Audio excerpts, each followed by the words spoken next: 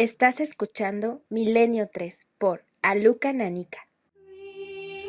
1:31. Buenas noches, amigos, ¿cómo estáis? Aquí estamos nosotros, la tripulación milenaria, dispuestos a iniciar una noche de aventura, una noche un poco especial. Y como es una noche especial, para una efeméride sentida, pues significativa, simbólica, me vais a permitir que empiece por el final, que demos un poco la vuelta a la tendencia lógica del programa. Ya sabéis que hace unas fechas empecé una sección extraña, un poco bizarra, llamada Retromundo. No os sorprendáis porque además pienso no daros la paliza durante mucho tiempo, pero sí que es importante saber, sobre todo para los más jóvenes, que ahora hace 35 años, esta noche hace 35 años, España entera se vio convulsionada por un fenómeno muy singular que seguramente científicamente no se puede medir, no son ondas sísmicas, pero sí ondas emocionales, las que recorrieron a personas de todas las generaciones.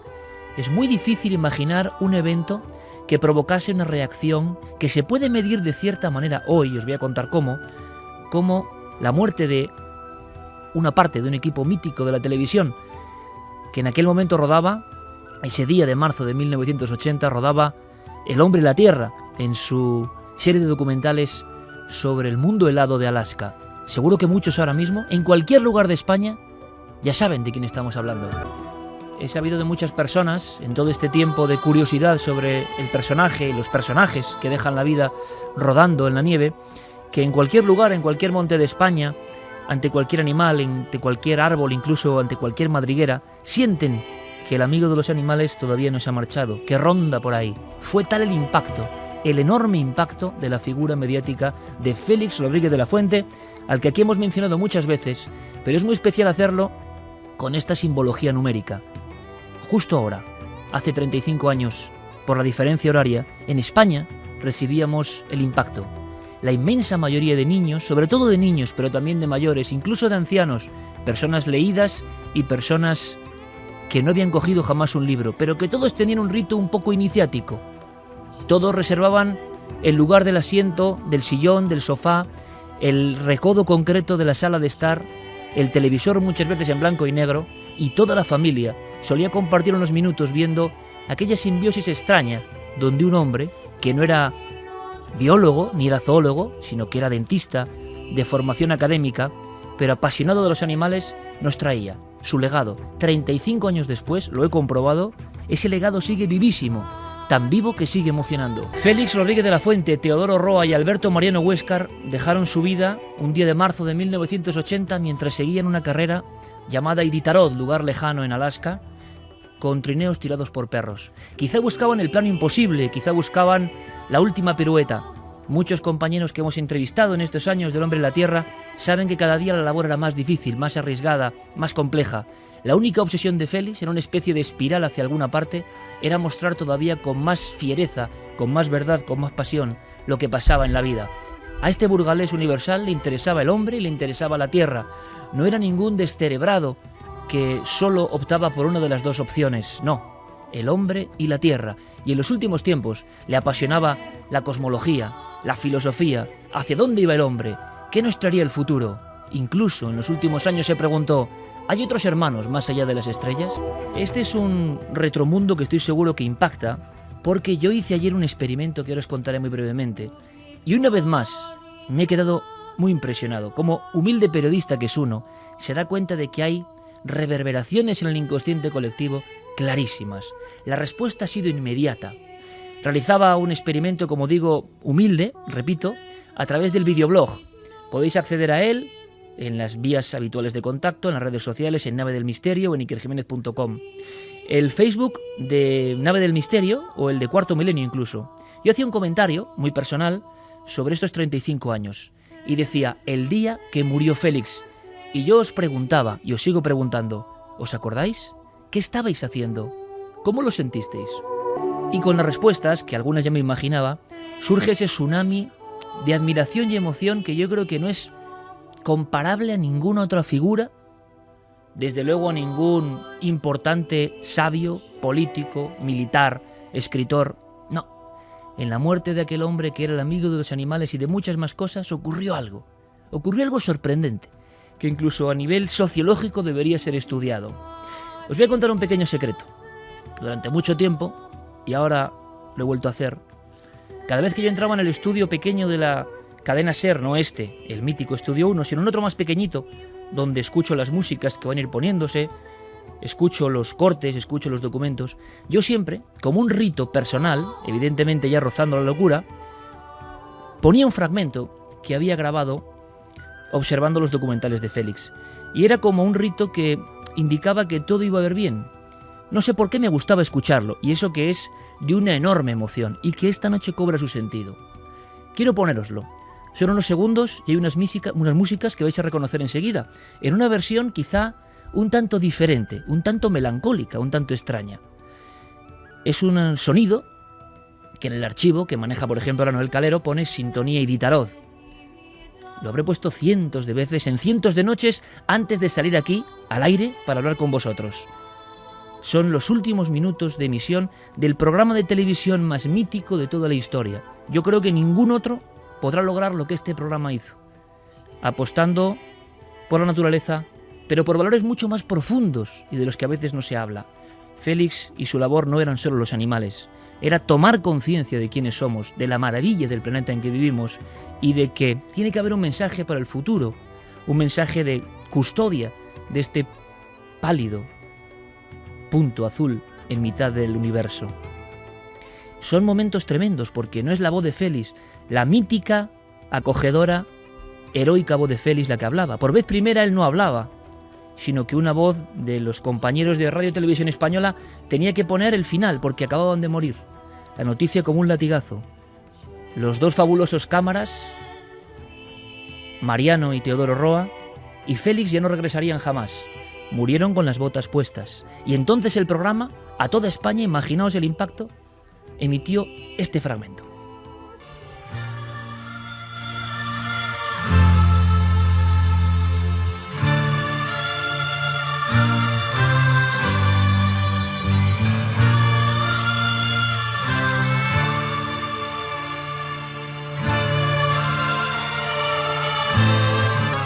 En estos momentos, con esta versión diferente y de verdad emocionante del gran Antonio García Abril, el autor de la sintonía famosa que le vais a escuchar, hay unos planos de la avioneta sobrevolando las cercanías de Shakhtolik, que es el lugar donde el equipo va a perecer.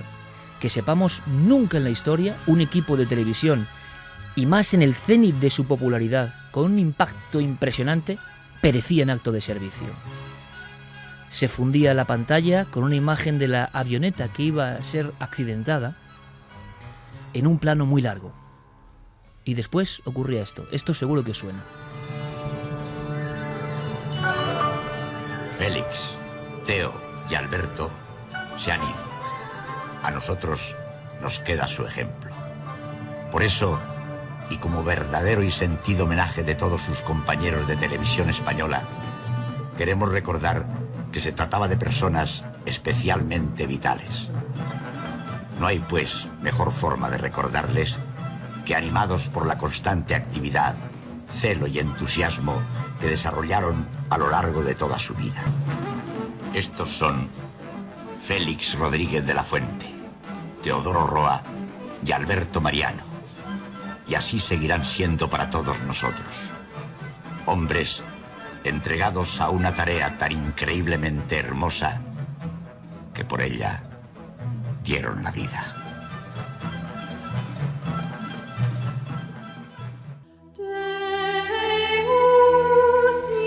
He dejado exprofeso esos timbales, esos tambores, ese sonido tan particular que García Abril creó y que cuenta la leyenda y la verdad que Félix se emocionó y lloró al escuchar aquella sintonía que iba a ser cabecera. ¿Hay alguna cabecera más recordada en la historia de la televisión? Pocas, ¿verdad? Es la magia del sonido y la magia de un equipo que se puso a navegar en una misma dirección. Pilotando esa nave, este burgalés que tuvo una infancia muy peculiar, muy pegada a la naturaleza, que no fue escolarizado hasta los 8 años. Y en aquellos 8 años de infancia junto a los animales, el milagro, la mentalidad especial, la mentalidad que evidentemente no se parecía en nada, ni siquiera a los biólogos y científicos que habían estudiado honestamente esa rama del saber. Porque Félix también tuvo muchos enemigos, evidentemente. Los propios zoólogos y biólogos a veces le veían casi como un enemigo. ¿Quién era esa especie de chamán que después del cántico de la televisión juntaba a toda la familia hablando de animales y demás cosas? ¿Cuál era su extraño poder? Pues bien, este retromundo termina con ese experimento, la segunda parte. Yo preguntaba a esa especie de agujero negro, en el buen sentido, ¿no?, donde todo se va remolinando y acaba creando una especie de fantasía de las redes sociales. ¿Qué recordabais del día que murió Félix? Y la respuesta, porque la he estado repasando ahora, me ha dejado absolutamente anodado, ¿no? Yo creo que incluso estas músicas que acabamos de escuchar habrán hecho dar un respingo a más de uno, porque he notado que el pálpito emocional sigue ahí. Que han pasado muchas cosas en 35 años de vida, imaginaos. Han pasado muchísimas, pero pocas muertes, pocos óbitos, pocos latigazos tan enormes. Y yo me preguntaba, sobre todo los niños, y decía, ¿por qué?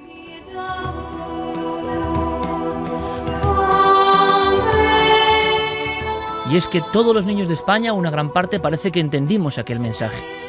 Y he leído mensajes de niños de Félix, de niños nacidos después de la muerte de Félix y a los cuales sus padres les han puesto los documentales o los programas de radio o la enciclopedia sobre la fauna, los cuadernillos de campo, tantas cosas. Y nos sorprendemos al ver que Félix tenía secciones en tebeos para niños, que estaba absolutamente concienciado de que los niños tenían que ser la respuesta a un futuro que era incierto. 1980, hace 35 años, el momento de máxima contaminación en España y en el mundo.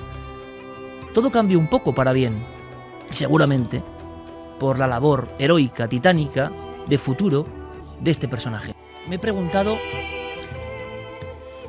cómo es posible que alguien solo, sin precedentes, hiciese esta cruzada enorme por la vida, porque al final se trataba de eso. Y sobre todo, cómo personas de tan amplio espectro entendieron su mensaje de esa forma. Y sobre todo, y redundo es profeso, cómo todavía hoy, con 35 años de sutura de aquella herida, la buena gente, en cuanto lo mencionas, surge con toda su alma, ¿no? Hemos recogido una palabra en estos cientos y cientos y cientos de mensajes y prácticamente más de 150.000 reproducciones en los diferentes medios de la nave del misterio, digital, todo coordinado por Guillermo León. He recogido una frase que me ha impresionado, ¿no? Esto es un fenómeno, que es lloro. Como mayores, como niños, lloraron desconsoladamente. Con escenas muy gráficas, ¿no? Había niñas que decían que se encontraron a su madre colgando la ropa, sentada a un lado y llorando como nunca le habían visto llorar por nadie. ¿Qué estaba pasando? ¿Era solo un personaje de la tele? ¿De verdad? Quizá había algo más, y eso es misterioso, y eso es extraño, y eso es profundo. Había una especie de arquetipo de lo mejor que podía dar aquel momento y de alguien que nos enseñaba cosas constantemente. Hay un niño que nos escribe, o que era niño entonces, y que nos dice que su relación con su padre era muy difícil y que solamente el momento de armonía, el momento de reencontrarse, el momento que les unía era viendo El hombre y la tierra, y cuando su padre pacientemente, a pesar de ser quizá algo seco, le hacía con plastilina, le modelaba el animal que salía en el capítulo correspondiente. Y ahora ese niño, su padre ya no vive, entiende que en aquel programa había un influjo extraño, un influjo que unía a la gente.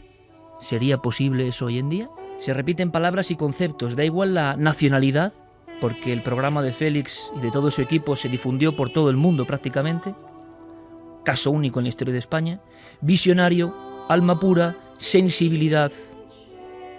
Los niños dicen, muchos mensajes dicen, nos enteramos de lo que era la muerte. Con 5 años, con 3, con 7, con 8.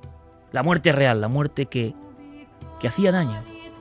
Un niño, hoy con 50 años, se preguntaba ¿por qué la gente muera?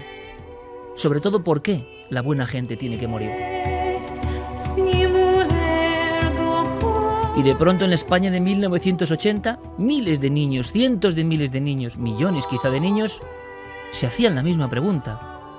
Un niño nos escribía diciendo, en el colegio, en el patio, los profesores, algunos de ellos llorando, indicando a otros niños, intentando disimular, se ha muerto, se ha muerto. En algunos pueblos de La Mancha, en mitad de la tarde, ese mismo sonido, en las ancianas enlutadas a la puerta de las casas, porque también lo veían, también entendían algo de aquel hombre.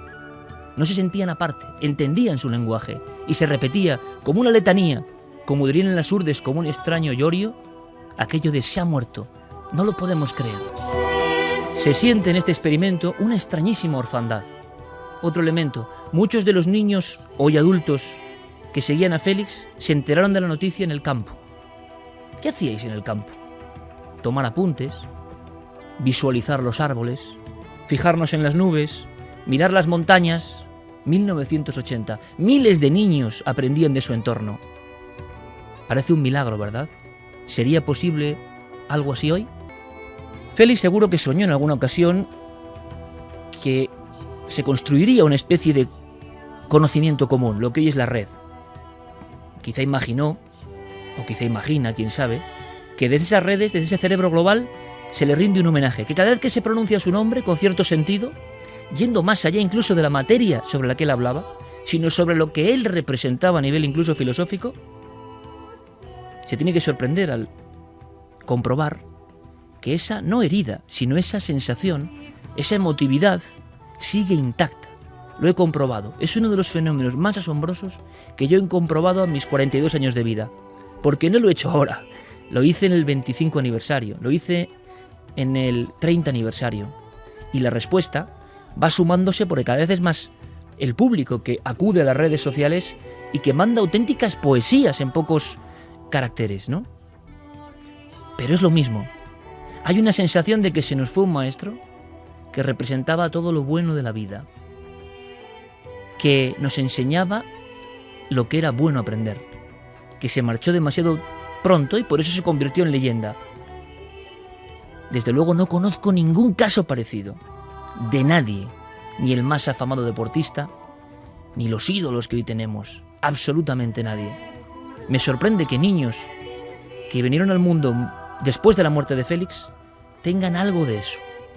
Qué extraño misterio, qué hermoso misterio, ¿verdad? Era español. En otro lugar del mundo tendría una avenida impresionante. Aquí tiene estatuas, esculturas y muchas donadas por los niños. Creo que 30 y pico esculturas donadas por suscripciones populares de niños que rompieron su hucha. ¿Cuándo ha pasado eso? ¿Qué misterio hay ahí? Sin duda era el amigo de los animales y el amigo de los niños. Y nuestro homenaje esta noche en Retromundo, humildemente, porque 35 años después, para muchos parece que el tiempo no ha pasado. Para algunos como yo, el mensaje ahora es mucho más importante, más vital, más auténtico que cuando lo vi de niño. También lo veía en familia. Había un extraño rito sagrado. La familia junta, generaciones separadas por muchos años y muchas vivencias. Y todos lo entendían, y todos se admiraban, y todos decían, vaya tío este, lo que nos está contando. Y al mismo tiempo comprendíamos que teníamos un país maravilloso, con prodigios que estaban ahí al lado y que nadie nos había contado. Félix Rodríguez de la Fuente, nuestro homenaje, y también, como no, a Teodoro Roa y Alberto Mariano, personas detrás de una cámara que se dejaron la vida por hacer el mejor de los planos, la imagen imposible, el vuelo asombroso. Para ellos también nuestro reconocimiento. Nadie muere si es recordado. Nadie muere si tú lanzas una pregunta y salen miles de mensajes llorando de emoción, admirados por lo que aprendieron y conscientes de la luz que aportó este burgalés universal. Así que no es para estar muy triste, porque las figuras de leyenda, los héroes auténticos, ahí están sobrevolándonos. ¿Y vosotros? ¿Qué recordáis del día en que Félix partió hacia las estrellas?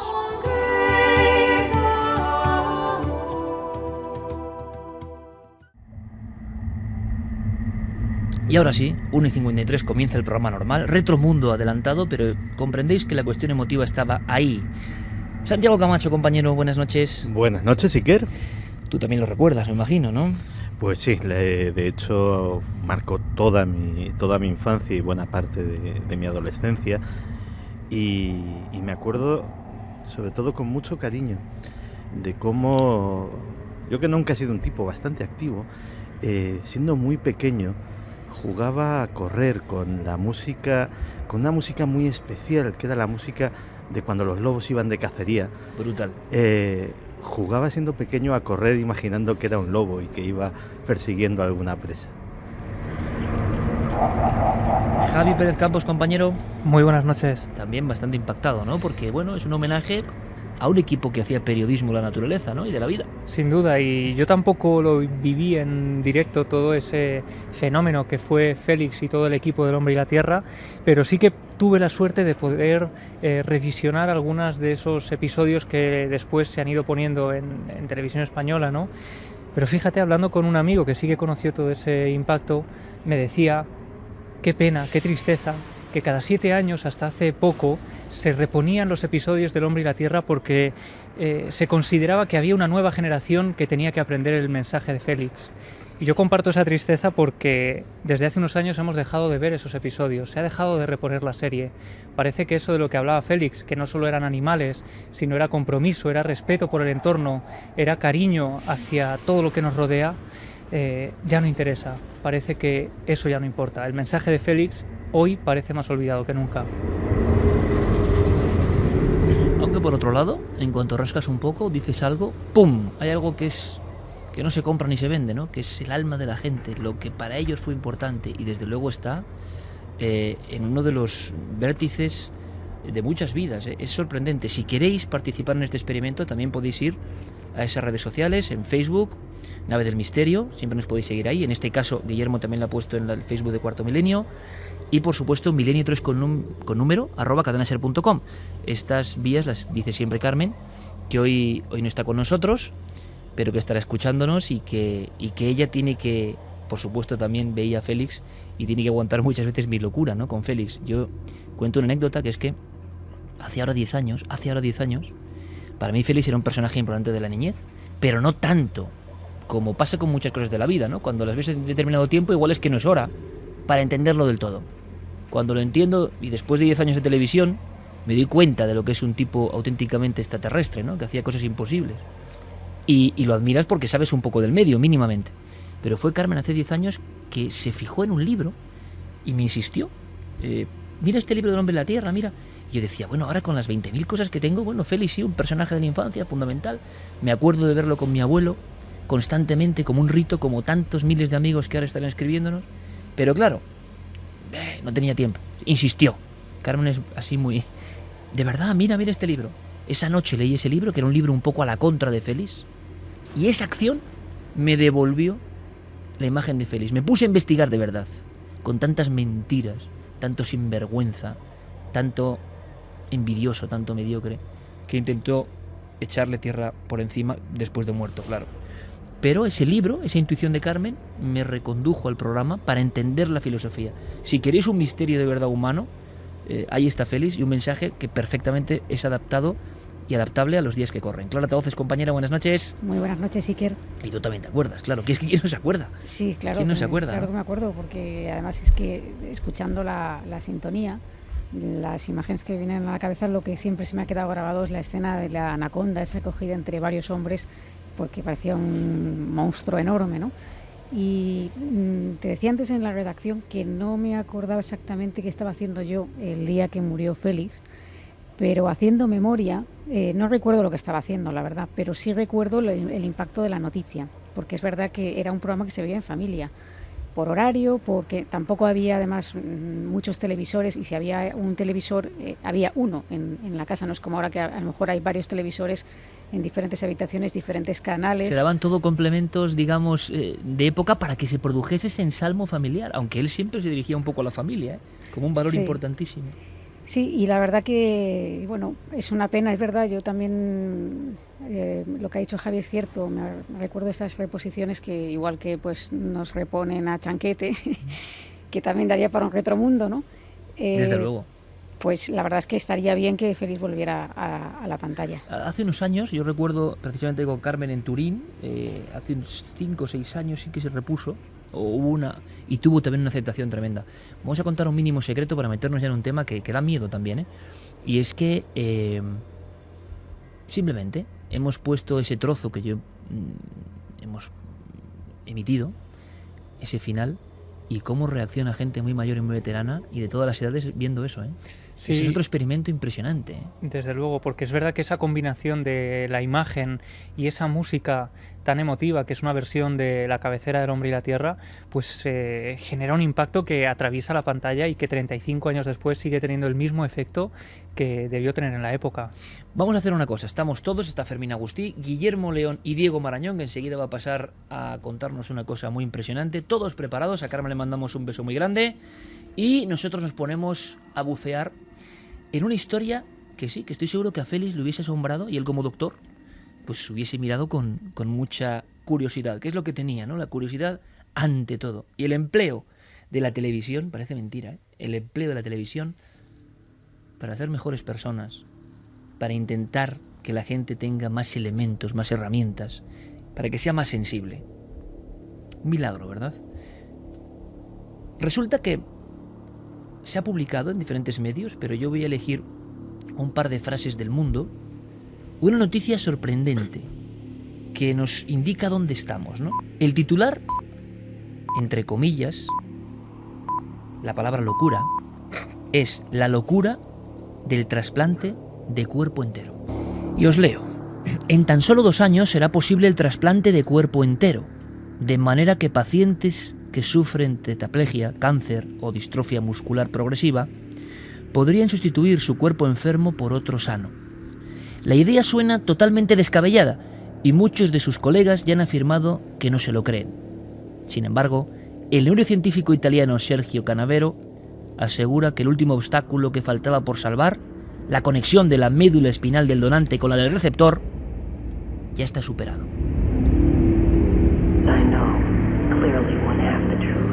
Antes de saber quién es este hombre que propone, vamos a escucharle, porque de su propia voz esto sobrecoge aún más. Ahora, ¿es una cuestión de Dr. Frankenstein?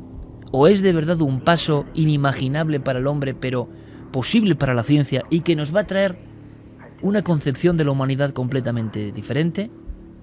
Sergio Canavero habla. He estado trabajando en este proyecto durante los últimos 30 años y ha llegado la hora. He evaluado todos y cada uno de los posibles problemas y no he hecho el anuncio hasta ahora, cuando estoy seguro de poder llevarlo a cabo. Tenemos la tecnología.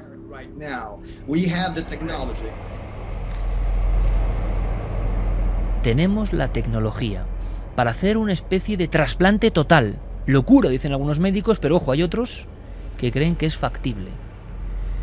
Yo siempre lanzo la misma pregunta. Si es factible físicamente, lo lanzo ahí, ¿eh? Para rubor de algunos, pero para curiosidad de muchos. Si es factible, en algunos de estos sitios donde se hacen pruebas que nunca conoceremos, o que conoceremos dentro de 50 años, ¿se habrá hecho ya? El doctor Canavero quiere contarnos más cosas. Quiero dejar claro que toda la tecnología, la parte de la congelación, la transferencia, son cosas que ya el Dr. White ya hizo y perfeccionó en 1970. Lo único que no se ha hecho es la parte final, la que implica una fusión de la médula espinal. No es nada tremendo. Mantener a un paciente con vida durante semanas es algo absolutamente habitual en todas las UCIs del mundo, así que no hablamos de nada increíble. Lo novedoso sería ser capaces de reconectar la médula espinal, y eso es en lo que he estado trabajando durante las últimas 3 décadas.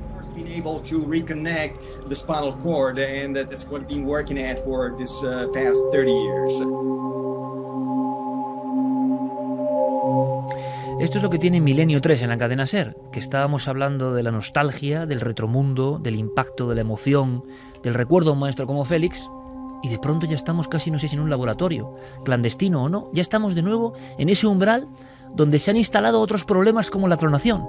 Hablas con doctores y te dicen, se puede hacer. Yo, que soy mal pensado en algunas cuestiones del ser humano, aunque creo en su naturaleza buena, pero evidentemente la transformación está ahí, pienso, si se puede hacer, ¿se habrá hecho? Clonación, trasplantes en animales de cabeza, un día nos lo contó Santiago Camacho y lo visualizamos, fue terrible, pero para demostrar que era verdad, y eso era en los años 40, por tanto, ¿qué nos estará haciendo ahora? Pero esto, vayamos al lado positivo, puede ser por fin un avance importantísimo para salvarnos de auténticas lacras en formas de enfermedad que nos masacran, ¿no? Que son enemigos terribles de la humanidad. Hay personas que necesitan esa oportunidad. ¿Por qué hablar de locura? ¿O es que de verdad es una locura y todo esto solo refleja el eterno deseo de vencer al oscuro, a lo que nos invade, de vencer en parte a la muerte? Hemos hecho otro experimento, es Noche Especial, os decía, de experimentos. Hemos hablado con varios doctores, fijaos, amigos del equipo y eminencias en su campo. El doctor Cabrera, el doctor Miguel Ángel Pertierra, con varias especialidades, todos ellos además expertos en cirugía. El doctor Loeches, una eminencia mundial en el tema del cerebro, que parece que es la clave aquí. Y el doctor, por si faltaba algo en este póker, José Miguel Gaona. 4 autoridades, y ¿sabéis lo asombroso? Ya lo debatimos, y con vosotros, por supuesto, que yo creo que lo que cuentan es bien diferente. Y esto es lo que me pasa a mí muchas veces en la radio o en la tele. Yo no sé nada, pero escucho a los que saben y me doy cuenta que de muchas cosas que son vitales piensan muy diferente. Por tanto, no hay una verdad axiomática, no hay algo que se cumpla a rajatabla. Aquí también estamos en terreno movedizo. Los escuchamos, merece la pena prestar mucha atención, son 4 doctores y luego Diego Marañón nos cuenta algo más que os va a interesar. Bueno, son declaraciones muy fascinantes desde el punto de vista de los medios de comunicación, pero para los que tenemos un conocimiento técnico de la medicina, son hoy por hoy en la práctica irrealizables, es decir, son un sueño biológico. Pensemos que hay que trasplantar la cabeza de un ser A al cuerpo de un ser B. ¿Qué es lo que ocurre con el ser B? Si en un momento determinado pues tuviese una actividad mental aceptable, ¿dónde conseguir los cuerpos? ¿Qué ocurre con la personalidad de la persona, con la conciencia? Todo eso sería muy problemático. No somos máquinas, no somos piezas de vehículo, aunque bueno, técnicamente hay que decir que se puede hacer.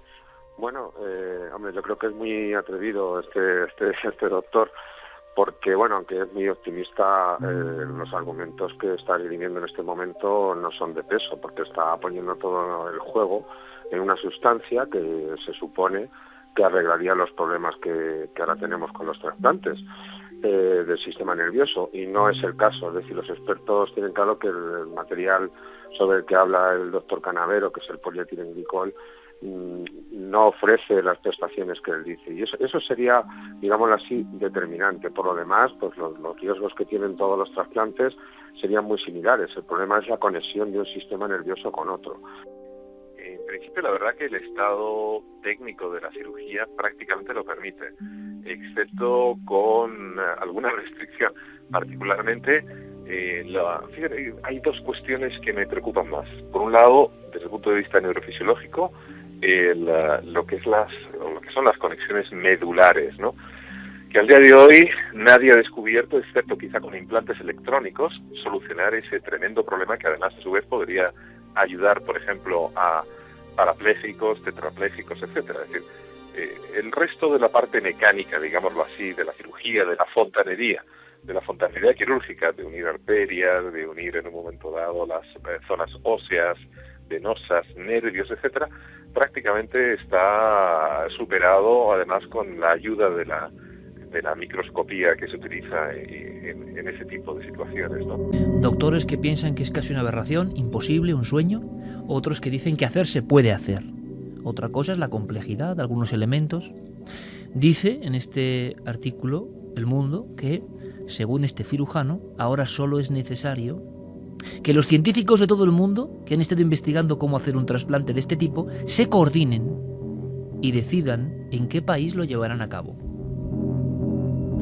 De lo cual extraemos en esta frase que hay ya científicos que, por su lado, a nivel médico, han estado experimentando. ¿Cómo sería el trasplante? Diego Marañón, compañero, buenas noches. Hola Iker, buenas noches, ¿qué tal? Primero, ficha breve, ¿quién es este tipo? Pues Sergio Canavero es neurocirujano, pertenece al grupo de neuromodulación de Turín, trabaja en esa misma ciudad, en el Hospital Molinet, y lo que dice es eso que estáis comentando, que se puede trasplantar una cabeza a un nuevo cuerpo y que esto será factible, bueno, en poco más de 2 años. Hará falta, dice, un equipo de 150 personas para hacerlo, 36 horas de quirófano como mínimo y 10 millones de euros por intervención. Esto es algo que ha expuesto ahora en un artículo que se ha publicado en la revista New Scientist, aunque hay que decir que Canavero hace 2 años ya había publicado un estudio en el que apuntaba esta misma posibilidad. Parece que ahora se le ha dado mucha mayor visibilidad a lo que él propone. Él se define a sí mismo, Iker, como un visionario, se declara seguidor de pioneros en este campo, de Vladimir Demikov y especialmente, como lo hemos escuchado antes, del cirujano estadounidense Robert White, que desde la mitad de la década de los 50 más o menos se dedicaron a realizar pues los brutales experimentos que en su día, como decíais, vimos en Cuarto Milenio con animales que por cierto en ningún caso superaron la semana de vida. Canavero espera ampliar su idea, su propuesta en el mes de junio en Maryland. Planea hacerlo mediante una ponencia en una conferencia anual de la Academia de Neurólogos y Cirujanos. Y desde luego va a tener trabajo, Iker, porque la inmensa mayoría de sus colegas, tal y como hemos escuchado, han puesto el grito en el cielo, se han posicionado radicalmente en contra de lo que propone. Y bueno, durante esta semana a nivel internacional se han sucedido reacciones, pues te podrás imaginar, de incredulidad, de rechazo. A mí, Iker, he sido incapaz, me ha costado muchísimo encontrar un solo apoyo entre la comunidad médica y científica en las declaraciones que he buscado. Y te pongo ejemplos. Uno de los más claros ha sido Alberto Dell'Itala, que es presidente de la Sociedad Italiana de Neurocirugía. Este hombre ha dicho que no hay nada científico en la propuesta de Canavero, que no ha desarrollado ninguna técnica y que tampoco ha llevado a cabo experimentación, que solo hay suposiciones. Por su parte, Arthur Kaplan, que es del Centro Médico Langone de Nueva York, dice que lo que propone ni se puede hacer ni parece probable que jamás pueda llevarse a cabo. Jerry Silver, que es otro neurólogo estadounidense que, por cierto, trabajó en los años 70 con el Dr. White, ha calificado todo esto en una entrevista para la CBS como ciencia basura. Pero ojo, porque también en España los profesionales han opinado. Rafael Matesanz, que es director de la Organización Nacional de Transplantes, decía para El Mundo que es, y cito, un delirio sin ningún sentido ni base científica. Y por último, también, por ejemplo, Adolfo Martínez, coordinador de trasplantes del Hospital Ramón y Cajal de Madrid, decía esta semana que hoy en día no es una realidad, es ciencia ficción y estamos muy lejos de que pueda lograrse pues algo así. De hecho, califica la propuesta de Canavero como una broma de mal gusto. Y eso contrasta con expertos del cerebro y de la cirugía que te dicen que se puede hacer. O sea, que técnicamente las uniones se pueden hacer. Por tanto, se quedó uno extrañado también. Leo algunos titulares de este dossier de prensa en las áreas de ciencia del mundo que llamó mucho la atención en España, que ha generado una corriente de noticias diferentes, ¿no? Para muchos es algo que, como otras veces en la historia, se dijo que era imposible hasta que se hizo. El proyecto se presentará este verano ante una reunión de la Academia Americana de Neurocirujanos. Tetraplégicos, enfermos de cáncer y transexuales se han ofrecido ya voluntarios para la intervención. El cirujano afirma que hay médicos en Estados Unidos, China y la India dispuestos a intentar realizar el trasplante. Es decir, nos encontramos con la misma opacidad que el mundo de la clonación. Hablas con los expertos off the record un poco y te dicen que claro que se puede hacer, que hacer se puede, que las barreras de la bioética son las que evidentemente gradúan un poco la historia. Pero en este caso sería coger gráficamente, Diego, la cabeza sana, el cerebro de una persona, hasta qué punto de la médula, de la zona de la columna, se extrae y se cambia por otro cuerpo que está en un proceso de hibernación, de alguna manera, o de casi criogenización. Sí, el mismo Canavero ha detallado en diversos artículos el procedimiento a seguir. Básicamente lo que habría que hacer es, los dos cuerpos que participan en este trasplante habría que bajarlos de temperatura, una temperatura entre 12 y 15 grados, apunta él, y a partir de ese momento el cirujano tiene que hacer una serie de incisiones con un bisturí muy fino, insiste, para poco a poco separar la cabeza del cuerpo del donante. Durante todo este proceso el sujeto vivo estaría bajo una especie de coma inducido. Y aquí viene la mayor complejidad. Evidentemente habría que cortar la médula espinal en ambos cuerpos y de alguna manera conectar los vasos sanguíneos de los mismos. Una vez, si se consigue hacer eso, que es bastante poco probable por lo que he podido leer, habría que trasplantar la cabeza como tal. Es decir, habría que unir los dos extremos de esa médula espinal mediante la sustancia que nos comentaba Manuel Martín Loeches, polietilenglicol o macrogol, una sustancia, una especie de pegamento, así se ha definido en los artículos que han aparecido estos días, que en teoría permitiría que esos huesos se fundieran y se unieran de la misma forma en la que, y cito de nuevo a Canavero, de la misma forma en la que dos espaguetis en una cazuela de agua caliente se unirían. Vamos a ver qué dice el doctor de la polémica, que es verdad que tiene esa digamos, vinculación académica, ¿no? De rigor y de prestigio aparentemente. No es una persona tipo los israelianos, ¿no? Con los que se ha comparado en algunos sectores, de un loco que viene y dice cualquier cosa, ¿no? Sino alguien que lleva trabajando en ese aspecto y que asegura que se está haciendo o que se está intentando. Por tanto, desvela algo que permanece, digamos, en las cloacas del mundo científico medio, que también existe. ¿Cómo él mismo se considera en este momento? Él sabía que esta reacción iba a ocurrir, pero por otro lado dice que hay médicos que le van a apoyar y sobre todo qué abanico, de ser posible, se abriría a partir de aquí. ¿Cómo se ve a sí mismo este hombre, este científico italiano que ha abierto la polémica? A lo largo de la historia de la ciencia, lo imposible siempre se ha puesto en entredicho por los llamados expertos. Todos sabemos, por ejemplo, que en 1903 los hermanos Wright hicieron volar el primer avión cuando todos y cada uno de los científicos de la época decían que aquello era imposible. Por eso no creo en la palabra imposible.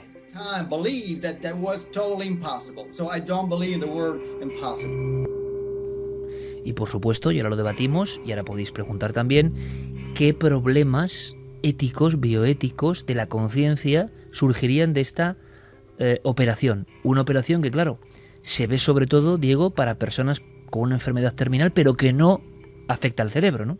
Sí, efectivamente, y además lo has dicho muy bien, lo que además es que el propio Canavero lo que sostiene cuando se le cuestiona por la dificultad que entraña toda esta operación es que lo verdaderamente complicado de solucionar no son tanto los obstáculos técnicos y médicos, eso es lo que por ejemplo nos apuntaba antes el doctor Gaona, sino el dilema ético que supone, y es ahí donde él reconoce que sí que se enfrenta a un caballo de batalla pues prácticamente invencible. Es especialmente duro, Iker, con los colegas médicos que cargan contra él, o sea, no tiene reparos en calificarlos pues de cobardes y de todo lo calificable. Lo curioso es que candidatos ciertamente no le faltan, aparte de pacientes terminales. Él ha dicho en entrevistas que ya cuenta con unas 50 personas que están dispuestas a pasar por el proceso y que la mayoría de los que han contactado con él hasta ahora son, por ejemplo, transexuales que están dispuestos a trasplantar su cabeza a otro cuerpo.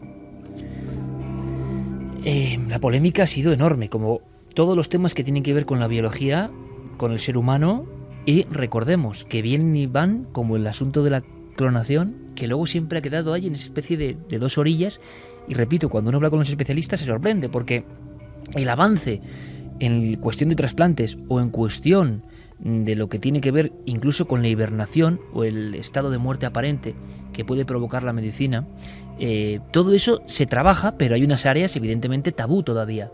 Cuando un médico habla de esas áreas tabú, existe esta reacción.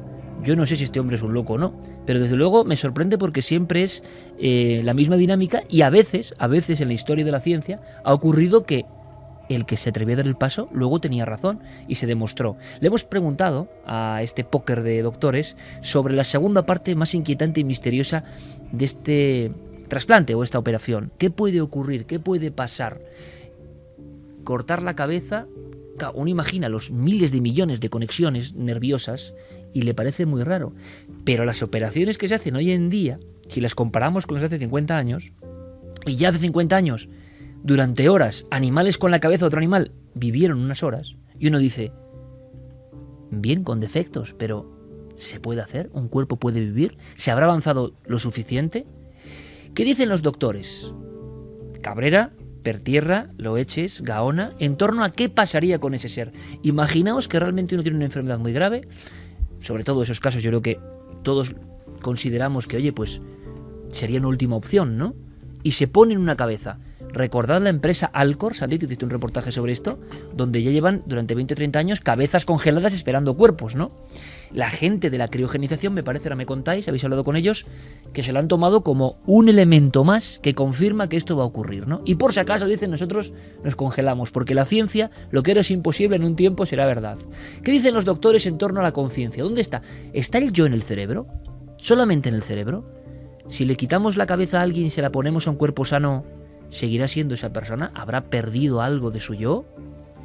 Si surgiera la posibilidad biológica en el futuro de trasplantar una cabeza o un cuerpo, valga la redundancia, esa cabeza no reconocería a ese cuerpo, por lo cual el sujeto, al verse a un espejo, no sabría en realidad quién es.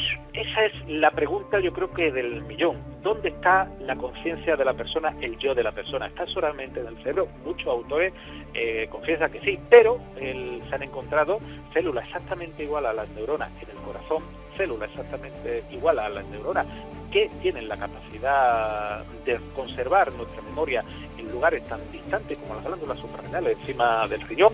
Incluso se habla que en la región de los hepatocitos puede existir parte de esa memoria. Y ojo, y como diría el doctor Robert Bubro, la historia de la memoria celular, como en un momento determinado, cuando tú trasplantas un órgano, pues esa memoria queda ahí.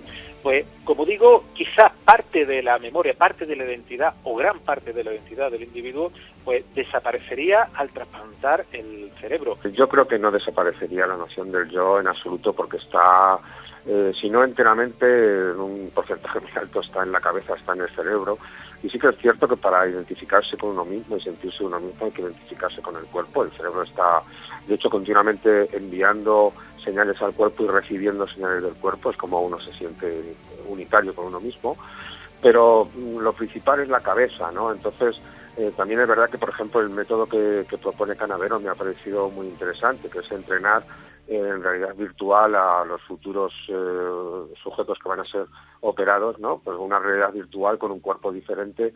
Pensemos, por ejemplo, en el caso de personas con tetraplegia o el mismo el profesor Hawkins, por ejemplo, que tiene esclerosis lateral, ¿no? Pero no tiene el cuerpo activo, y sin embargo lo importante es que su cabeza, su cerebro, pues está ahí siendo él mismo. No es realmente lícito, si hubiese algún tipo de manera de poderlo medir, que nos muramos por un problema de fontanería, ¿no? Por un intestino que en un momento dado no tiene solución, por unos riñones que no funcionan, por un hígado también que en un momento dado está pues con una hipofunción normal. Es terrible morirse cuando nuestro cerebro, que es la zona donde se aloja la conciencia, o al menos tiene una intensa relación, se encuentre en perfecto estado de funcionamiento.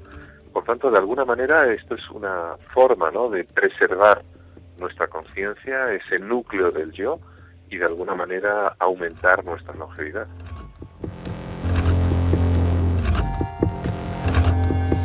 Algunos doctores creen clarísimamente que esto se puede hacer. Yo preguntaba a Santi, abrimos el debate, y me gustaría también saber sobre esta cuestión en concreto. Luego iremos con otras si tienen que ver con Félix o demás.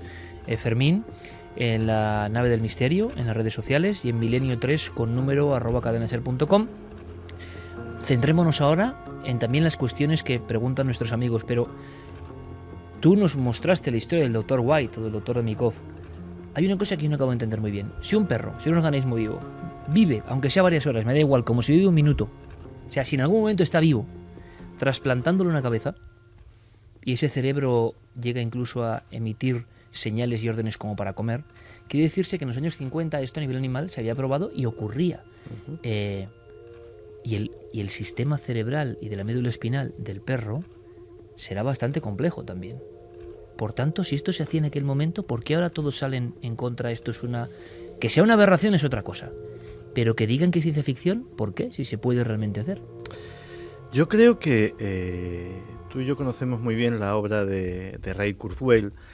Y claro, uno de los errores mayores que cometen los analistas de esta obra es pensar que el concepto de singularidad, el que va a llegar a un punto que el conocimiento o la tecnología van progresando en proporción geométrica de forma exponencial y que va a llegar un momento en que vamos a dar otro salto infinito, se aplica solamente a los ordenadores y a Internet y a las cosas tecnológicas. Pero es que esa misma progresión científica que nos lleva, y todo parece indicar que Ray Kurzweil está bastante en lo cierto, a ese punto que denomina la singularidad, el momento en el que todo es posible, se está dando en el campo de la biología, se está dando en el campo de la medicina y se está dando prácticamente en todos los campos de la ciencia humana. No sé si el doctor italiano estará acertado o no. pero desde luego se va a poder hacer, y se va a poder hacer pronto. Si no es con el pegamento, por llamarlo de alguna manera, que él propone, será dentro de una década utilizando nanotecnología. A lo mejor son pequeños o diminutos robots microscópicos los que se dedican a hacer esa operación de ir soldando uno a uno cada uno de esos nervios en lugar de dejar el proceso a la naturaleza. Un proceso que, ojo, el que sea tiene que estar muy desesperado o tener muchísimas ganas. Estamos hablando de un posoperatorio terrorífico. Estamos hablando de un año de coma inducido para que eso se asiente, para que asegurar la completa inmovilidad del paciente y que el proceso sea... luego estamos hablando probablemente de otro año de rehabilitación durísima, porque efectivamente tienes que acostumbrarte a un vehículo, a un cuerpo que no es el tuyo, no es aquel al que estás habituado. Y efectivamente... luego aparecen un montón de cuestiones éticas curiosas. Cuestión ética primera, lo de la identidad, sin movernos en el punto del espíritu, es decir, sin meter para nada el alma, lo que somos biológicamente depende no solamente de nuestro cerebro. Hay multitud de cosas, como los niveles de testosterona, como niveles de hormonas de todo tipo, etcétera, etcétera, que influyen muchísimo en nuestra personalidad y que no tienen nada que ver con nuestra cabeza. Es decir, probablemente empezaríamos a sentir cosas que no habíamos sentido antes porque son de otro cuerpo. Y en el momento, y digo en el momento en el que esto sea posible, y no dudo que lo será, vamos a abrir la caja de Pandora definitiva. Porque vamos a ver, si tenemos dos tecnologías, dos biotecnologías, como puede ser esta, y como puede ser la clonación, que sobre el papel son posibles, y el anhelo de vivir lo más posible, porque lo llevamos en el ADN, porque estamos programados para intentar sobrevivir, porque la mayoría de nosotros, pues a lo mejor, no te voy a decir que un terror cerval, pero le tiene cierto respeto a la muerte y desde luego mucho apego a la vida y mucho apego no solamente a las cosas materiales, sino a nuestros seres queridos, a nuestras aficiones, a las cosas, personas y lugares que amamos y que no estamos dispuestos a abandonar así como así. Si una persona tiene la capacidad, digámoslo así, económica, vamos a suponer un súper rico, un multimillonario, un señor que ha hecho miles de millones con una .com, por ejemplo, tiene la posibilidad de utilizar ese dinero para crear un clon más joven de sí mismo y trasplantar indefinidamente esa cabeza. Lo de la bioética, lo de que sea moral o no, que el clon sea una persona o no, etcétera, etcétera, se la va a traer muy sin cuidado. Y entonces sí que habremos abierto una caja de Pandora que cambiará el escenario de la humanidad para siempre. 2:26, yo pienso, vamos un poco atrás en la historia. Felipe II. ¿Os imagináis que alguien viene a Felipe II y le dice que un día se abrirá el pecho de una persona sin dolor? Porque estará en no sé qué umbral, que no es ni dormido ni despierto del todo, consciente, inconsciente, una premuerte les parecería a las personas del siglo XV y XVI, ¿no? Y que se le va a quitar el corazón y se le va a poner ese corazón vivo, alimentado por una especie de maquinaria y que luego se le va a poder poner el corazón de otra persona. ¿Qué pensarían? ¿Qué pensarían algunos científicos y personas normales como nosotros ahora, hace tan solo un siglo, de los avances que ha habido, ¿no? Esta es una cuestión no por ser abogado del diablo, sino porque siempre cuando hay una noticia de este tipo hay una reacción lógica en contra y luego con el tiempo uno se va dando cuenta de que por lo menos, si no completamente, hay parámetros que se van produciendo, que se van creando en la realidad, ¿no? Yo creo que aquí la polémica ha surgido porque lo que ha hecho el doctor Canavero es intentar hacer accesible a todo el mundo la forma en que se realizarían estos trasplantes, y lo ha hecho de una forma muy visual, que es apareciendo en un escenario con dos plátanos, cortándolos por la mitad y diciendo que la operación consistiría básicamente en unir un fragmento del plátano con el fragmento del otro, ¿no? Entonces eso ha sido visto por la comunidad científica como una escasez de rigor y como una cosa un poco extraña. Hombre, qué extraña es que un doctor hable así, pues parece más bien un show, ¿no? Claro, es cierto que habrá que esperar a junio, cuando él explicará cómo funciona este macrogol, la función que realiza, cómo pues facilita esa conexión entre las fibras nerviosas entre el cerebro y el cuerpo, que es la parte que todos los médicos coinciden en que es la... Esa interfaz que hay ahí, ¿no? Que Eso son es. miles de salientes que cada uno lleva una información de nosotros, ¿no? Claro, y lo que decían algunos doctores a los que hemos entrevistado es que lo complicado es que cuando se corta la médula, sobre esas fibras nerviosas aparece una especie de costra, que es lo que imposibilita pues el poder conectarlo a la otra parte de la médula, con lo cual ahí... es Como un donde cable estaría que la se clave. cierra, un cable que se queda opaco Efectivamente. y no puede conectar con las fibras del otro. Eso es. Pero bueno, a mí me llama la atención y Pero yendo vamos a ver, Javi, sinceramente, y Clara y Santi y todos nuestros oyentes. Esto está claro que es así y debe ser así. Pero no entiendo entonces esos experimentos de los años 50 que si nos los cuentan ahora y no sabemos mucho de medicina y decimos, va, ciencia ficción, trucaje, y no es trucaje. Se consiguió, ¿qué pasa? ¿Que en el perro eso no pasa? ¿Que en el sistema cerebral y nervioso del perro no ocurre? Lo que pasa es que eran O perros. sea, pero hay antecedentes. Imagino que su sistema será menos complejo, pero bastante parecido en muchos aspectos al nuestro, ¿eh? Pero yo a lo que me refiero, a ver, yo no sé si esto es posible. Yo sé que cuando estuve investigando este tema de los trasplantes para un libro que... El otro, ¿no? El otro, una Sí, novela señor. que publiqué, hablé con muchos médicos, hablé también, y de hecho yo me entrevisté con la primera mujer trasplantada de Europa, de manos y de antebrazos. Y, Pero un magnífico trabajo, Clara, por cierto, ¿eh? Muy inquietante, muy de suspense, pero basado en una absoluta realidad que también parecía ficción. Sí, parecía ficción, efectivamente. El doctor Cavadas, que es el que realizó este trasplante, y otros muchos que ha realizado también, no solamente de brazos, sino también de rostro, y que de hecho se está barajando la posibilidad de realizar trasplante de piernas, que también parecía una cosa dificilísima, y existe la técnica. Bueno, la cuestión es que yo creo que la técnica, por lo que yo investigué, es posible, pero claro, hay que ver si eso realmente va a quedar bien. Es decir, pues que se puede unir un cuerpo y una cabeza, sí, pero resulta que tú vas a poder moverte, vas a poder interaccionar con ese cuerpo, vas a poder quedar bien. O sea, igual se puede vivir X tiempo, pero sin Pero realizar con- ninguna con- función ¿Con completamente. qué calidad de vida? O sea, hay un 100% de seguridad de que de una persona, por ejemplo, tetrapléjica pueda recuperar la movilidad, porque si no es así, no merece la pena, en el sentido de que esa persona va a tener que tomar, aparte de todas las contraindicaciones que ha explicado Santi,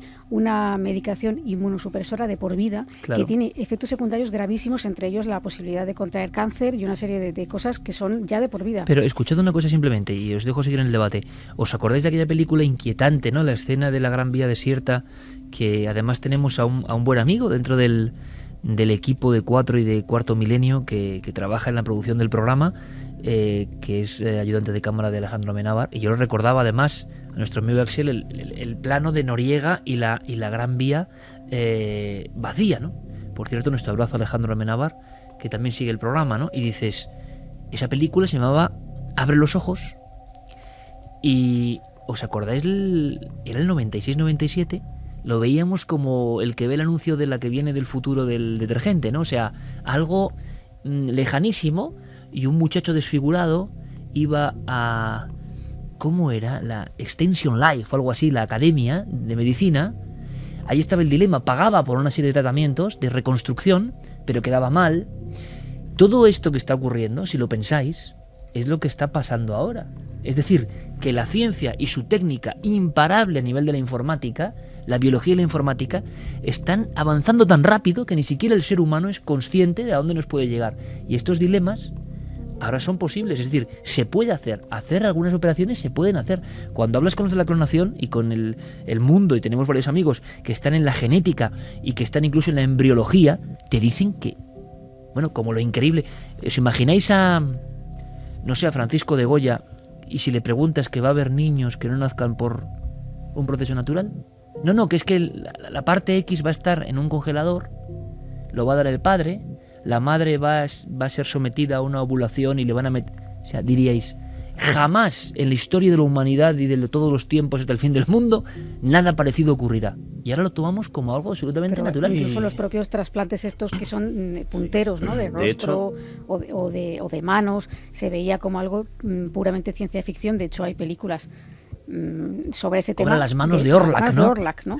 Daba mucho miedo. Todas esas películas tienen ese componente de ciencia ficción. No era ciencia de lo que se hablaba y ahora es pura ciencia, ¿no?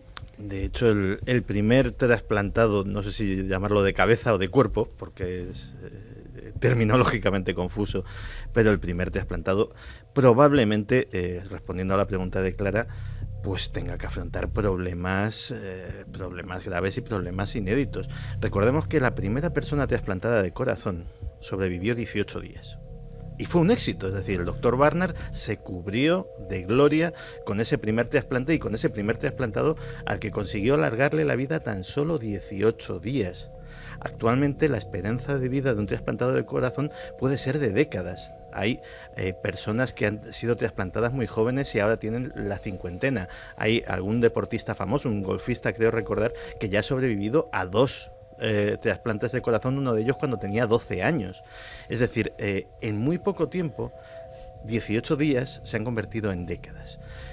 Probablemente, efectivamente, la primera vez estaríamos en los pañales de esa técnica y estaríamos hablando de personas obviamente en situaciones muy terminales, muy desesperadas, y que el inmenso riesgo de todo tipo que es eso les compensaría de sobra. Es decir, dirían, oye, yo me voy a morir, cualquier cosa, me agarro a un clavo ardiendo.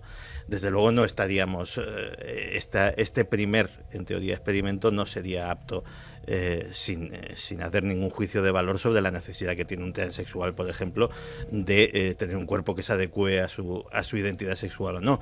Pero el riesgo es tan gigantesco que el posible beneficio no lo compensa.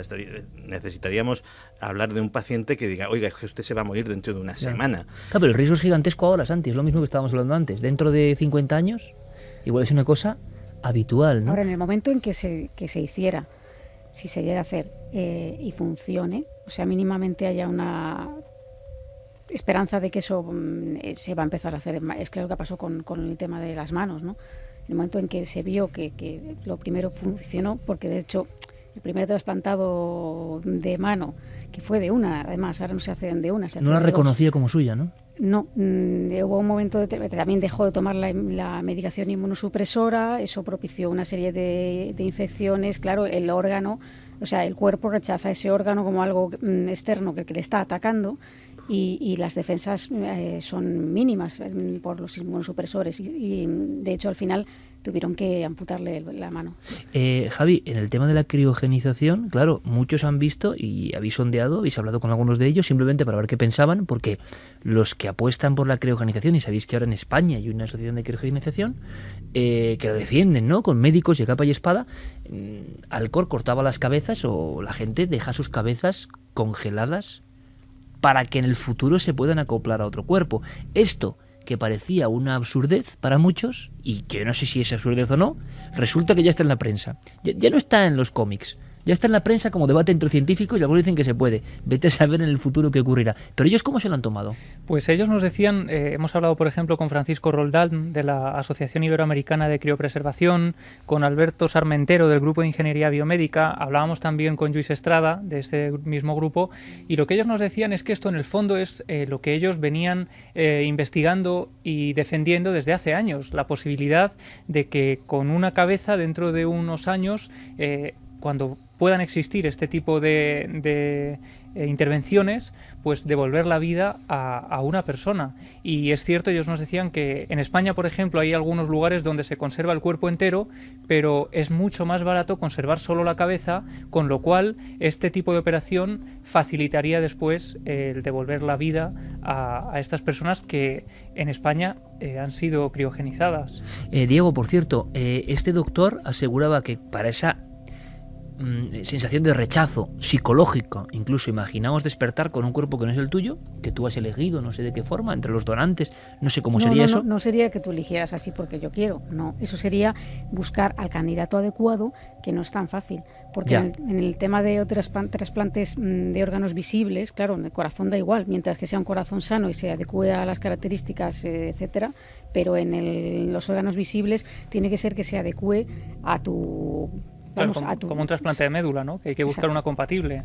Exacto. Y decía el doctor, Diego, acabando un poco con esta extrañísima historia de ciencia, medicina, quizá ficción, no sé, anhelo humano, que durante un año tú estabas con unas gafas virtuales, como las que mostró Santi en el programa hace poco, por cierto, que también se va avanzando, parecía increíble, se va avanzando, para acostumbrarte con un retrato robot de ese cuerpo que te iba a ser adosado o acoplado, ¿no? Claro, le hacían la pregunta que estabais planteando ahora mismo, ¿no? Que en 1988 se hizo el primer trasplante de mano en Lyon y que 2 años y 4 meses después ese hombre, el trasplantado, pidió que le cortaran esa mano porque mentalmente no podía soportarlo, ¿no? Se sentía absolutamente... Eran las manos de Orlac convertido en realidad, ¿no? Unas manos que no le hacían caso. Decían. Efectivamente, había un rechazo total y se sentía separado de ellas. Entonces, este hombre, el cirujano, reconoce que sí, que es cierto que esa es una de las pocas objeciones justas y objetivas que se han hecho a su proyecto, eso lo acepta, y que, bueno, él tendría que preparar a esos pacientes. Concretamente para el trasplante de cabeza, como decíais, el paciente comentaba que sería sometido a un entrenamiento con ayuda de psicólogos y que efectivamente durante al menos 6 meses antes de la operación se le colocarían unas gafas que durante ese tiempo le estarían mostrando su propia cabeza con el nuevo cuerpo que recibiría. A mí esto es lo que me parece, desde luego, lo más tremendo. También entrando quizá un poco en el terreno ya de la ciencia ficción, pero la conciencia, el yo... A mí me cuesta creer que si tienes un cuerpo distinto, completamente distinto al tuyo, puedas... es que no te lo imaginas, yo creo, ¿no? Sí, pero bueno, imagínate, yendo ya, como decía, al terreno de la ciencia ficción, pongamos, por ejemplo, que en 50 años se puedan realizar estos trasplantes de cabeza, pues imagina que en 150 se pueda trasplantar directamente el cerebro a otro cuerpo completo que no sea el nuestro. ¿Seguiríamos manteniendo esa conciencia nuestra? Cuando nos despertáramos de la intervención y nos miráramos delante del espejo y viéramos un cuerpo completamente distinto al nuestro, ¿seguiríamos creyendo que ese somos nosotros? ¿Por qué trasplante de corazón sí, trasplante de hígado, trasplantes de cosas que parecen imposibles, pero el cerebro es como el último umbral? Y uno no sabe a veces si por técnica o por cuestiones que van más allá de la medicina, ¿no? Pero ha sido siempre el tabú. Y vete a saber si en algún lugar saben cómo se hace. Yo no lo sé, desde luego, pero ha dado un plazo este doctor, 2 años. Veremos si todo se queda en un farol, un escandaloso farol, pero que lo que hace es volver a poner en la palestra, y por eso interesa lo que sabemos y no sabemos de la ciencia. Como decía Santiago Camacho, la singularidad. La evolución va a un nivel, el avance científico va a un nivel exponencialmente diferente a lo que era hace unos años. Hemos avanzado más en los últimos 10 años que en siglos anteriores. Pero es que la aceleración prosigue y en los siguientes 5 años avanzaremos más que en los 15 anteriores. Estamos, amigos, ante un umbral prodigioso, ante algo que es un momento de turbo casi en la historia de la evolución humana. ¿Hasta dónde nos llevará esto? ¿Vosotros qué opináis? Fermín, ¿qué opina nuestro público del tema de los trasplantes en concreto? Pues mira, Eric dice, habría que ver que tu cerebro aceptara unos órganos que realmente no han sido los tuyos nunca. Pedro, y de ser posible las secuelas que te quedarían, ¿serían asumibles? Medicación para el rechazo, secuelas psicológicas. Johnny Moreno dice, ¿no sería mejor usar esta sustancia para reparar una médula en vez de usarla en otro cuerpo? Sandboy Paranormal dice, ¿y qué pasa con el alma y la consciencia? ¿Se perdería esa esencia al usar este tipo de intervenciones? Joe Ángel López, y haciendo ciencia ficción, un cerebro que, por ejemplo, Hawking no ha dado órdenes durante tiempo a su cuerpo, ¿sería capaz de poner en movimiento ese cuerpo? Emilio Rivera, recuerdo a Santiago Camacho hace 10 años diciendo que en el futuro tendríamos teléfonos conectados a internet. Sonó lejano entonces. Ah, bueno, eso me ha gustado. ¿Cómo es eso, Fermín? Repite, ¿qué? Emilio Rivera, recuerdo a Santiago Camacho hace 10 años diciendo que en el futuro tendríamos teléfonos conectados a internet. Sonó lejano entonces. La audiencia es sabia y de repente, ¡pam!, nos manda ya un mensaje. Hace 10 años no había teléfonos conectados a internet. O muy pocos. O probablemente existía ya como proyecto, pero estamos hablando de 2005, pues tendría que mirarlo. O sea, tú eres un poco el doctor Canavero o el doctor Demikov, pero de la ciencia y la conspiración, ¿no? Tú lanzas ahí cosas, luego la audiencia rastrea, las encuentra y mira. Ahora, pero es un muy buen mensaje, porque a otro nivel y con un poco de frivolidad si queréis, pero en el fondo lo que nos parecía impensable, no solo ya es posible, sino que es ordinario, vulgar, normal. Estamos buscando ya el siguiente paso, ¿no? Yo siempre he pensado una cosa, si puede imaginarse, puede hacerse. Y si puede hacerse, ya se ha hecho en algún sitio. En fin, imagino que también esto causa un poco de espanto, un poco de sensación de asomarse al umbral de lo desconocido, pero ahí lo dejamos. Gracias, Diego, compañero. Un placer. La extraña crónica de un médico que salta a la palestra. Es verdad que la demostración con unos plátanos, pues es un poco Sagan, ¿eh? Sagan lo hacía con trozos de tarta, ¿no? Y con folios. La mejor explicación del tamaño del átomo en mi vida, yo se la he visto a Sagan, que cogió un folio, como estoy haciendo yo ahora, con el artículo de Canavero, lo puso de canto a la cámara y dijo, ¿saben lo pequeño que es un átomo? Ahora mismo, en el filo de ese folio hay 100.000 átomos en línea. Y uno entonces se da cuenta, le explican no sé qué tal y no lo entiende. Por tanto, quizá el doctor iba por ahí, ¿no? Nosotros nos marchamos ahora a otra historia. Hablábamos de Félix y 35 aniversario de la partida, ¿no?, hacia la otra orilla de ese equipo maravilloso. También se ha cumplido esta semana otro aniversario. Un aniversario digno del típico libro de desaparecidos sin rastro. Porque esto, Santi, se está complicando. MH370, un año después. Un año después, 227 pasajeros, 12 tripulantes y ni rastro absolutamente de nada ni de nadie. El pasado domingo, coincidiendo con el aniversario de la desaparición del vuelo MH370, el gobierno malayo desclasificó, no estaba clasificado, dio a conocer el informe preliminar de la investigación. Son casi 500 páginas exhaustivas. Yo he tenido ocasión de ver unas pocas de ellas, un centenar de páginas que están accesibles, algo más de un centenar que están accesibles a todo el mundo, y que cubren de una manera absolutamente exhaustiva hasta el último mango, porque había un cargamento de mangos que había en la bodega, 4 toneladas, el último movimiento de cada una de las cuentas corrientes de los tripulantes, es decir, se ha analizado todo con lupa, se ha investigado a los tripulantes, a los pasajeros, las características técnicas de la nave, todas las grabaciones del radar, por supuesto, todas las fotografías de satélite, y la conclusión es que no solamente esto no soluciona absolutamente nada, no da ninguna solución, sino que encima aporta una serie de interrogantes adicionales. Porque bueno, las posibles teorías, algunas más acertadas, algunas más disparatadas, las conocemos todos. Una de las más populares, o de las que más difusión han tenido, ha sido la del piloto suicida, o la del copiloto suicida, o la de la tripulación suicida. Es decir, que el piloto podía haber tenido un arranque suicida, incluso haber despresurizado la cabina para dejar sin sentido a todos los pasajeros y haber estrellado el avión en algún punto remoto. Es una posibilidad. Sin embargo, esta posibilidad queda automáticamente casi al 99% descartada por este informe. ¿Por qué? Una de las cosas que hacen exhaustiva la investigación es que se han analizado por todo tipo de expertos, psicólogos, etcétera, etcétera, las grabaciones de vídeo de la tripulación antes de su... Aquello es un aeropuerto, hay cámaras de vigilancia por todos sitios y cada uno de los tripulantes se bajaba de su coche, seguía una trayectoria y todo eso está grabado. En ningún momento ninguno de ellos, y las han comparado con las de los viajes anteriores, es decir, tenían incluso grabaciones para comparar, ninguno de los miembros de la tripulación dio muestras de ningún tipo de comportamiento alterado, ni de nerviosismo, ni el más leve tic, ni el más leve indicio de que pudiera pasar algo anormal, analizado, insisto, por auténticos expertos, que los hay en analizar el lenguaje corporal de las personas. Gente que, por ejemplo, puede en una cola de un aeropuerto identificar quién está llevando droga simplemente viendo la grabación de la cámara y mirando su comportamiento. Es más, el propio piloto, Zahari Hamad Shah, se le ha analizado con más detalle, no tenía ningún movimiento en su cuenta corriente extraño. Todo lo que se decía sobre su ha habido muchos rumores de prensa, era una persona que no tenía ningún tipo de problema familiar, ni sentimental, ni laboral, que tenía un historial impecable sin ningún tipo de comportamiento extraño ni de alteración psiquiátrica, jamás había recibido ningún tipo de medicación ni por depresión, ni siquiera un mal somnífero. Es decir, estamos hablando de una persona perfectamente cualificada para su puesto de piloto y que tenía una vida normal.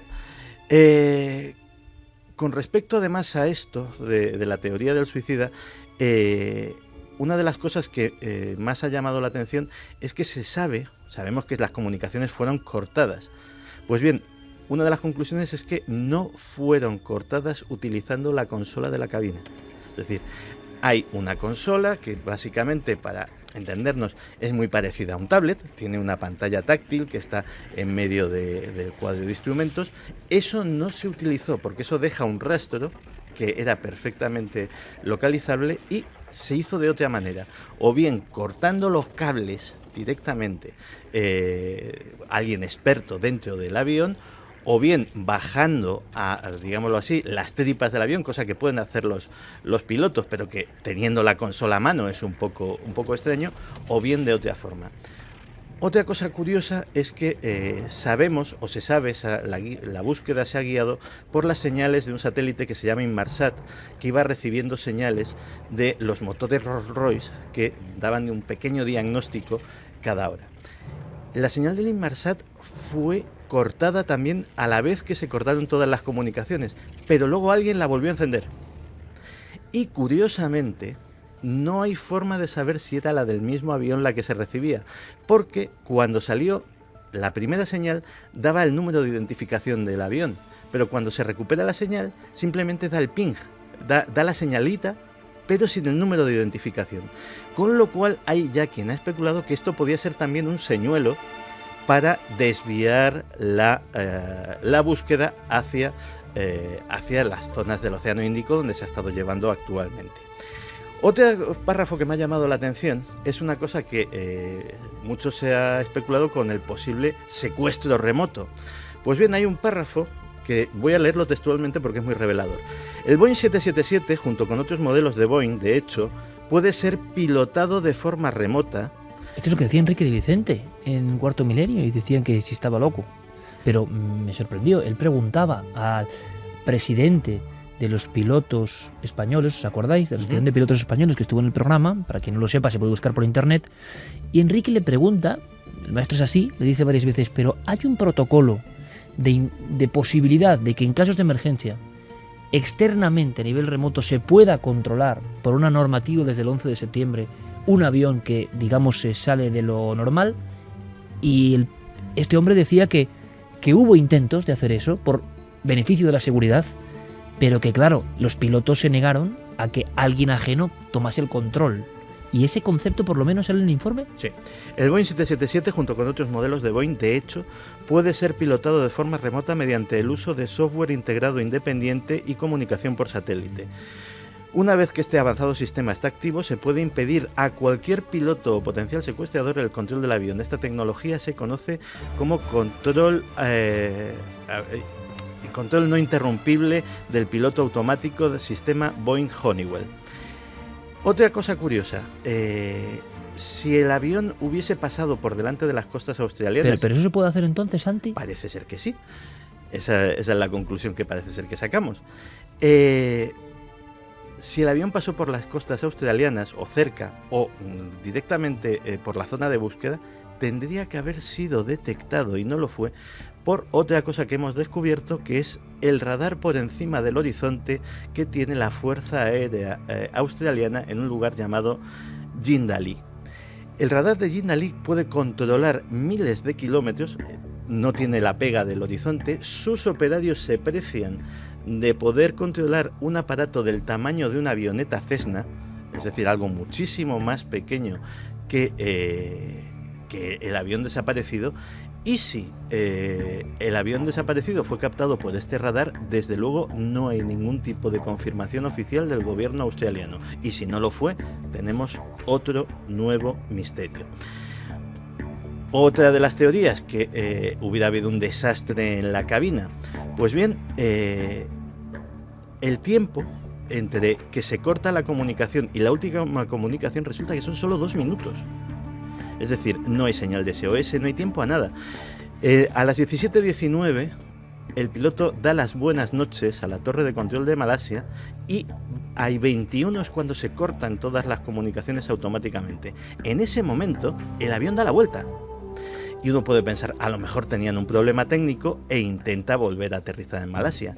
No, da la vuelta a toda velocidad porque es detectado por los radares de Malasia, atraviesa la península de Malasia, digámoslo así, pisando el acelerador a tope, es decir, algo muy en contra de lo que sería volver para intentar aterrizar de emergencia, y ya a partir de ahí se le pierde el resto.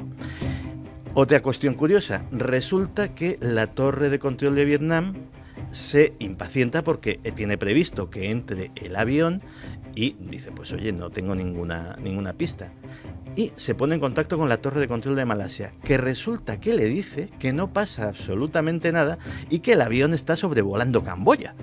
Cosa que era absolutamente falsa, el avión ya estaba perdido en ese momento. En ese error o en esa irregularidad entre las comunicaciones se perdió más de una hora de posible búsqueda y de saber que estaba sucediendo algo realmente extraño. Otra irregularidad que nadie, absolutamente nadie, ha sabido explicar.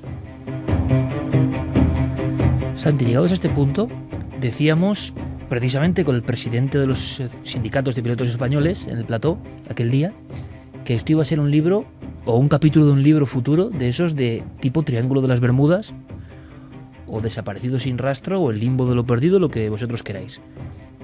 Pero aunque sean titulares, para ti, después de analizar toda esta información, ¿cómo podemos explicar ese caso? Porque que sepamos, se ha publicado en diferentes ocasiones, no un resto que al final, nada, ¿no? A día de hoy no hay nada. Es que lo que hace más inquietante este caso, es decir, el único resto, y ya parece ser que no es una toallita de papel que ha aparecido esta semana en las costas de Australia y que dicen que podía ser del avión. Hay miles de toallitas de papel con el logo de Malaysian Airlines, es decir, cualquiera puede haberla tirado desde un barco, desde la costa, etcétera, etcétera. Resto importante, cero, que es lo que a este y estamos hablando piloto le extrañaba muchísimo, claro, que no hay ningún caso donde haya aparecido ni un solo resto. Chalecos salvavidas, asientos, hay infinidad de elementos flotantes en un avión, es decir, de elementos que, aunque el fuselaje se hunda para siempre a 5.000 metros bajo el mar, tarde o temprano acaban saliendo. Aquí no ha pasado absolutamente nada. Y lo realmente inquietante de esta historia es que todas las teorías que se han expuesto, insisto, desde las más razonables hasta las más descabelladas, todas tienen fallos. Imaginémonos una especie de concurso de belleza donde todos los contendientes fuesen feos.